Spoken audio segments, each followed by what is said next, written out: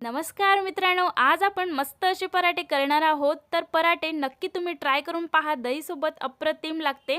1 वाटी गव्हाच्या पिठामध्ये 1 वाटी पालक कट करून ॲड करायची आहे. सोबतच 3 चम्मच बेसन, 1 चम्मच तीळ, कोथिंबीर, तुम्ही किती तिखट खाता त्याप्रमाणे, लाल मिरची पावडर, अर्धा चम्मच हळद, धनिया पावडर, चवीनुसार मीठ, जिरं, अद्रक लसणचा पेस्ट हे सर्व ॲड करून एकजीव करून घ्यायचा आहे आणि त्यामध्ये थोडं थोडं पाणी ॲड करून पीठ मळून घ्यायचं आहे. अशा प्रकारे बॉल तयार करून घ्यायचे आहे आणि पराठे पातळ असे लाटून घ्यायचे आहे आणि त्यावरती तीळ, सेव टाकून पुन्हा एकदा लाटून घ्यायचे आहे. तव्यावरती तेल ॲड करून पराठे टाकायचे आहे.